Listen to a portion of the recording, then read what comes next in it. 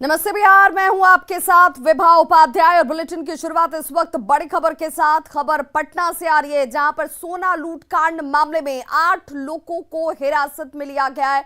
इन 8 लोगों को नौबतपुर में हिरासत में लिया गया और यहां से हिरासत में लेने के बाद अब इनसे लगातार पूछताछ की जा रही है।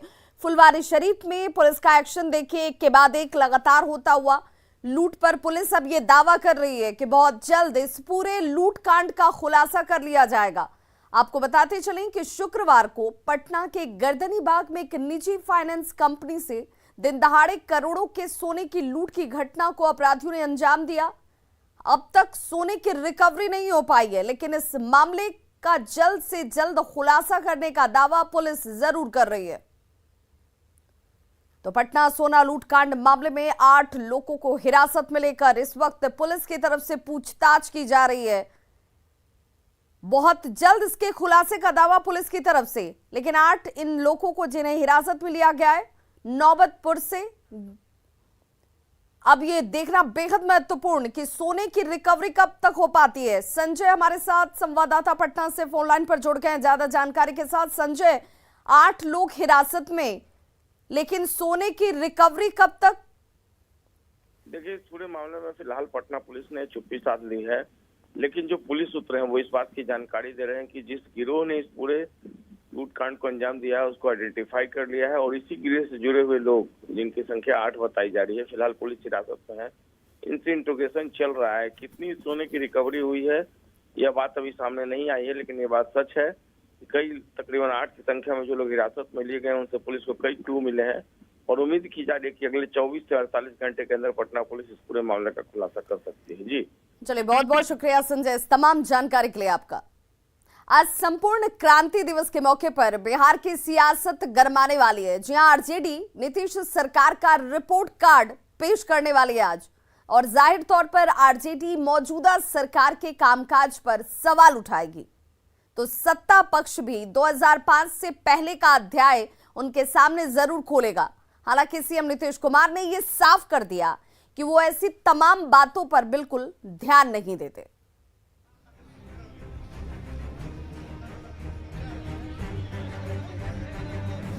सच्चाई जो है वो रखी जाएगी डेटा के साथ। छोड़िए, तो किसी को करना है, आप लोग पब्लिसिटी दीजिएगा जो मन करे। लालू की पार्टी आरजेडी रविवार को नीतीश सरकार का रिपोर्ट कार्ड पेश करने जा रही है। संपूर्ण क्रांति दिवस पर आरजेडी रिपोर्ट कार्ड के जरिए सियासत चमकाने की पूरी तैयारी कर चुकी है। विपक्ष सरकार के कामकाज का पूरा बायोडाटा पेश करेगा, वो भी पूरे डाटा के साथ, जैसा कि तेजस्वी दावा कर रहे हैं। संपूर्ण क्रांति दिवस के अवसर पर महागठबंधन, सभी लेफ्ट पार्टियां और आरजेडी द्वारा रिपोर्ट कार्ड निकाला ही जाएगा और सच्चाई जो है वो रखी जाएगी डेटा के साथ। उम्मीद है कि लालू भी इस मौके पर मौजूद रह सकते हैं। मुख्यमंत्री नीतीश कुमार से जब रिपोर्ट कार्ड पर सवाल किया गया तो मुख्यमंत्री ने बड़े ही सधे अंदाज में मुस्कुराते हुए विपक्ष की बड़ी तैयारी को छोटा कर दिया। साथ ही ये भी बता दिया कि वो पब्लिसिटी पॉलिटिक्स पर बिल्कुल ही ध्यान नहीं देते। कि आपने क्या किया है 15 साल में? छोड़िए, तो किसी को करना है, आप लोग पब्लिसिटी दीजिएगा जो मन करे। हम लोग तो काम करने वाले हैं, हम कोई प्रचार वाले हैं, हम तो काम ही नहीं करते रहते हैं। और क्या काम हुआ है समझ लीजिए, 5 से जब हम लोगों को काम करने का मौका मिला है नवंबर में, तब से कितना काम हुआ है उसको देख लीजिए ना। पहले क्या था, अब क्या। इसलिए काम से एतराज है, काम से कुछ लोग एतराज है क्या? हमको इस सब चीज पर कोई प्रतिक्रिया नहीं होती। कोई भी पार्टी किसी को भी अपना बात कहने का अधिकार है, बोलते रहिए, हमको उससे कोई मतलब नहीं। लेकिन सही मायने में बिहार में क्या किया गया, इतने वर्षों में कितना काम किया गया, इसके बारे में तो भी आप लोग अगर देखिएगा नहीं या बताइएगा नहीं तो लोगों को कैसे पता चलेगा। आरजेडी ने रणनीतिक तौर पर 5 जून को सरकार का रिपोर्ट कार्ड जारी करने की तारीख को चुना है। बगैर कांग्रेस आरजेडी वाम दलों के साथ सरकार की विफलताओं का ब्यौरा पेश करेगी। जिस महागठबंधन का हवाला आरजेडी दे रही है, उस फोल्डर से कांग्रेस ने खुद को पहले ही निकाल लिया है, या यूं कहें कि आरजेडी ने निकाल दिया है। कांग्रेस का होना या ना होना दोनों 5 जून की तारीख को सैद्धांतिक रूप से सूट नहीं करता। जो पूरा कार्यक्रम है 5 जून संपूर्ण क्रांति के दिवस के दिन रखा गया है और जिसमें जेपी ने यह आंदोलन शुरू किया था। और आपको बता दूं कि जेपी का यह आंदोलन कांग्रेस सरकार के खिलाफ था, तो ये भी एक ढंग से एक बड़ा कारण है कि कांग्रेस जो है इससे दूरी बना रही है। जाहिर तौर पर रिपोर्ट कार्ड के जरिए तेजस्वी अपनी रिपोर्ट सुधारना चाहते हैं, क्योंकि 2020 में गच्चा खा चुके तेजस्वी के सामने 2024 की चुनौती है। पटना से आनंद अमृतराज के साथ रवि एस नारायण की रिपोर्ट। तो कटिहार के जिला निबंधक जय कुमार के 5 ठिकानों पर निगरानी की टीम ने एक साथ छापेमारी की और आय से अधिक संपत्ति के मामले में जय कुमार के पटना, दानापुर, कटिहार, पूर्णिया और सिल्लीगुड़ी में हुई निगरानी की छापेमारी में अकूत संपत्ति का पता चला। आप भी देखिए काली कमाई के धन कुबेर को। इन 500 की गड्डियों को देखिए। 1, 2, 3, 4, 5, 6, 7, 8, 9। 9 की 9 500 की गड्डियां, एक 2000 और एक 100 की गड्डी। ये तो वो रुपये हैं जो निगरानी विभाग की छापेमारी में कटिहार से मिले हैं और जिनकी तस्वीरें कैमरे में कैद हो गई।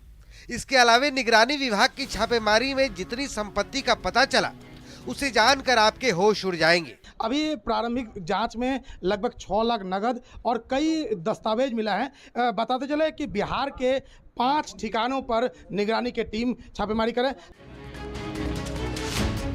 खैर, कहां से मिले ये रुपए, किसके घर से मिला ये नोट का जखीरा और कौन है वो भ्रष्ट अधिकारी, ये सब कुछ बताएंगे। लेकिन पहले एक तस्वीर देख लीजिए।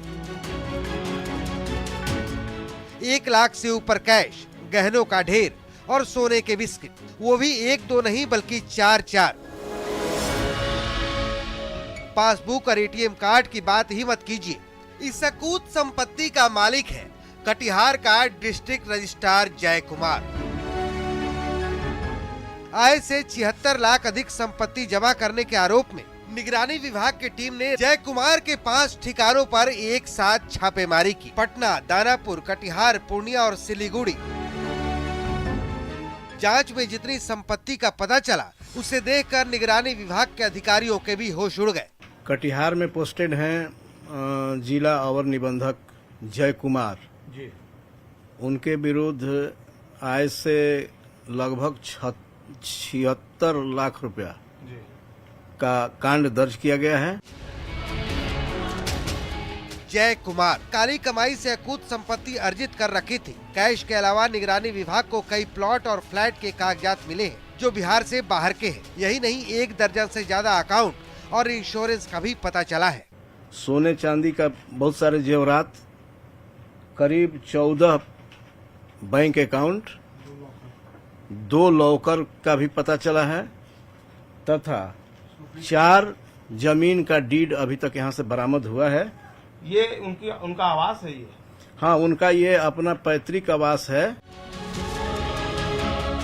कटिहार के जिला रजिस्ट्रार जय कुमार के ठिकानों से मिली संपत्ति बताने के लिए काफी है कि बिहार में अधिकारियों ने काली कमाई से कैसे पैसे का महल खड़ा कर रखा है। हालांकि ये छापेमारी ऐसे भ्रष्ट लोगों के लिए संकेत भी है कि सुधर जाओ नहीं तो अंदर जाओगे। न्यूज़ 18 के लिए पटना से संजय, दानापुर से अमरजीत, कटिहार से सुब्रत गुहा और पूर्णिया से कुमार प्रवीण की रिपोर्ट। बेतिया की योगापट्टी प्रखंड के सरकारी स्कूल में शिक्षिका के शाही ठाठ का वीडियो वायरल हो रहा है।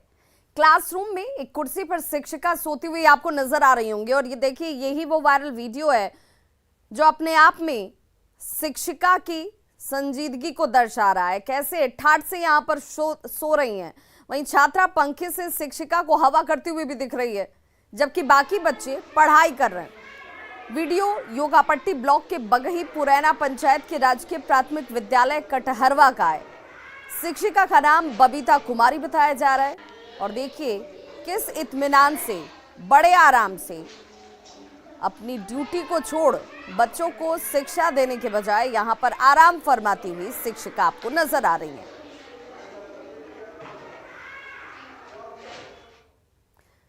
सुपौल के त्रिवेणीगंज में धमकी के 1 महीने के बाद एक शख्स की हत्या कर दी गई। मामला मानगंज पूर्वी पंचायत के वार्ड संख्या 4 का है, जहां के रहने वाले छोटू सरदार नाम के शख्स को 6 बदमाश रात में घर से उठाकर ले गए और पीट कर अधमरा कर उसे छोड़ दिया गया। परिजन उसे इलाज के लिए नेपाल के अस्पताल ले गए, जहां इलाज के दौरान उसकी मौत हो जाती है। परिजनों के मुताबिक महीने भर पहले छोटू का चंद्र सरदार नाम के एक शख्स के साथ विवाद हुआ, जिसने ये धमकी दी थी कि 1 महीने में तुम्हारा काम तमाम कर दिया जाएगा, और उन्होंने किया भी वैसा ही। मरने से पहले छोटू सरदार ने भी अपने बयान में पूरी घटना बताई। उसकी मौत के बाद से लोगों में आक्रोश है। वहीं पुलिस ने एक आरोपी को गिरफ्तार किया है। क्या आदमी रहो? 4-5 आदमी का आवाज सुन लिया। 4-5 दिन के हाँ मार लगा। हाँ एक बात आवाज न सुन लिया हमने। बेहोश हो गई क्या? बहुत उठ रहा दिमाग में बालू है, पूरा दिमाग में बालू। मार लगा कहते हैं पुला से। पुला पर? हाँ कौन पुला? लसन आप पुला से फरियापट्टी पुला से। फरियापट्टी पुल से। हाँ एक बात हमारा नीचा गलता दे झगड़ गेल दोसर आदमी से ई गेल छोड़ गेल तो भगना कहलकै कि यह मारलक। अच्छा भोर में एलो भगना चंदर पूरा सेटा सेब के भनसिया एते एले कहलकै 1 महीना के अंदर में उठा देबै। महीनो लगले एगो लै गेले कहलकै गहूँ की सजरे कहलकै चल हमरा संगे जबरदस्ती मोटरसाइकिल पर लै गेल। जाय नहीं तो जबरदस्ती लै गेले परियापट्टी। उसके साथ क्या हुआ था? वह मरेलकै, वह मारलक। सिवान के पत्रकार राजदेव रंजन की हत्या के मामले में सीबीआई सवालों के घेरे में है। सवाल इसलिए क्योंकि जिस 80 साल की गवाह को सीबीआई ने कोर्ट में मृत बता दिया, वो खुद कोर्ट में अपने जिंदा होने का सबूत देने के लिए पहुंच गई, और फिर कोर्ट की फटकार के बाद सीबीआई 80 साल की बादामी देवी का बयान दर्ज करने सिवान पहुंची। पत्रकार राजदेव हत्याकांड में शर्मसार सीबीआई। पहले मुर्दा बताया, अब बयान लेने पहुंच गए। बादामी देवी पर सीबीआई ने झूठ क्यों बोला?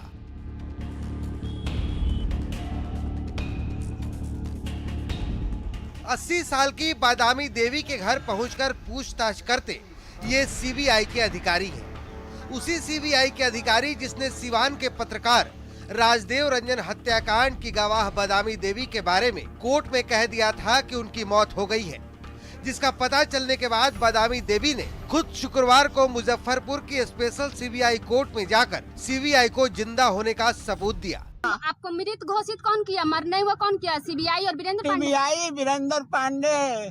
आप जिंदा है ना? हाँ, हमेशा हमको मारने को धमकी दे रहा है।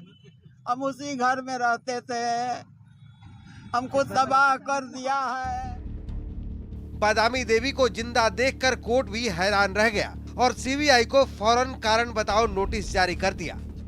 तो आप देखिए, लेकिन सीबीआई पे सब लोग विश्वास करते हैं, शासन विश्वास करता है, प्रशासन विश्वास करता है, प्रधानमंत्री विश्वास करते हैं। उनकी इस तरह की हालात कि एक जीवित व्यक्ति को मरा हुआ घोषित कर देना, घोषित ही नहीं कर देना, उनका वेरिफिकेशन रिपोर्ट न्यायालय में दाखिल कर देना, ये आश्चर्यचकित है। न्यायालय खुद आश्चर्यचकित हैं और आश्चर्यचकित होकर न्यायालय ने सीबीआई को शोकज दाखिल किया, शोकज जारी किया है।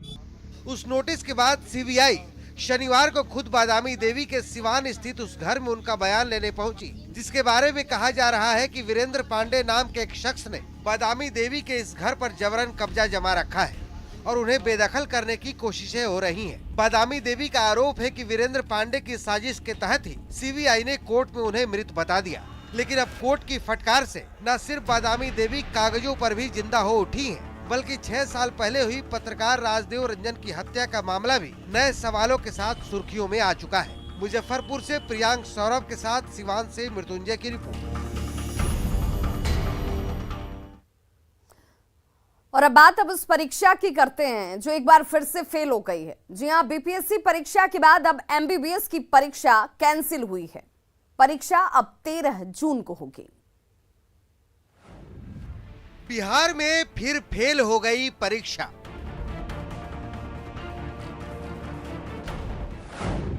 अब की बार एमबीबीएस की परीक्षा रद्द। ये देखिए क्वेश्चन पेपर, ये किया जाए और सारे गवर्नमेंट ऑफिशियल और हम लोगों को आधा घंटा से वेट करें। ये देखिए सबसे 8 मई की ये तस्वीरें आपको याद होंगी। बिहार लोक सेवा आयोग की 67वीं पीटी परीक्षा का प्रश्न पत्र वायरल हो गया था और एक झटके में ही 6 लाख अभ्यर्थियों का सपना चकनाचूर हो गया था। तकरीबन 25 दिनों बाद एक और परीक्षा फेल हो गई। एमबीबीएस फाइनल ईयर की परीक्षा आरंभ होने के पहले ही व्हाट्सएप पर प्रश्न पत्र वायरल हो गया। दरअसल राज्य के सभी सरकारी और गैर सरकारी मेडिकल कॉलेजों के लगभग 1200 एमबीबीएस छात्र इन दिनों एमबीबीएस का एग्जाम दे रहे हैं और परीक्षा के लिए पटना के अलावा मुजफ्फरपुर, भागलपुर समेत 5 शहरों में केंद्र बनाया गया है। शुक्रवार को बीएन कॉलेज परीक्षा केंद्र पर एक संदिग्ध युवक जिसका नाम मुकेश कुमार बताया जा रहा है, उसके बैग से परीक्षा का क्वेश्चन पेपर मिला था। उसके बाद से उसके पास काफी चीट पुर्जे भी मिले थे। उसके मोबाइल में क्वेश्चन पेपर की एक कॉपी भी मिली थी और इस पूरे मामले में पीरबहोर थाने में जो केंद्राधीक्षक है राजकिशोर, उन्होंने एफआईआर लॉन्च करवाया है और पीरबहोर पुलिस इस पूरे मामले की जांच कर रही है। मुकेश मूल रूप से वैशाली जिले के पातेपुर का रहने वाला है और इस पूरे मामले में परीक्षा केंद्र जो बीएन कॉलेज है उसने परीक्षा कराने में अपनी असमर्थता जताई है। पटना पुलिस के अधिकारियों से जो न्यूज 18 की बातचीत हुई है उसमें उन्होंने कहा है कि एफआईआर लॉन्च कर लिया गया है, जो गिरफ्तार शख्स है उसे जेल भेज दिया गया है और टेक्निकल जांच की जा रही है कि आखिरकार क्वेश्चन पेपर कैसे बाहर आया, कैसे लीक हुआ, कैसे वायरल हुआ। जिसके बाद आर्यभट्ट विश्वविद्यालय ने बड़ी कार्रवाई करते हुए शुक्रवार को हुई फाइनल ईयर की परीक्षा रद्द कर दी। दरअसल शुक्रवार को एक व्यक्ति परीक्षा सेंटर से पकड़ा गया था। संदिग्ध के बैग से प्रश्न पत्र मिला था, जिसकी जांच के बाद परीक्षा कैंसिल कर दी गई। अब पूरे मामले की जांच के लिए एसएसपी को पत्र भेज दिया गया है और आंतरिक जांच के लिए 3 दिन की कमेटी भी गठित कर दी गई है। लेकिन सवाल है कि बिहार में बार बार परीक्षा कैसे रद्द हो रही है? बिहार में परीक्षा को फेल करने वाले कितने गिरोह काम कर रहे हैं? पटना से न्यूज 18 के लिए संजय कुमार की रिपोर्ट। और बड़ी खबर भोजपुर से आ रही है, जहां आरा में भीषण सड़क हादसा हो गया है। वार्ड पार्षद के बेटे की इस हादसे में मौत हो गई है। बड़ी खबर आरा से, जहां पर भीषण सड़क हादसा और वार्ड पार्षद के बेटे की जान चली गई है। 4 लोगों की हालत गंभीर बताई जा रही है। गाड़ी के टायर फटने की वजह से यह हादसा हुआ। गाड़ी की तेज रफ्तार और ये रफ्तार ही इस शख्स की जान की दुश्मन बन गई। 4 लोगों की हालत गंभीर बताई जा रही है, जबकि वार्ड पार्षद के बेटे की जान चली गई है। तो खबरों का सिलसिला लगातार जारी है। आप देखते रहिए न्यूज़ 18 बिहार झारखंड। यहां खबरों का सिलसिला कभी नहीं थमता।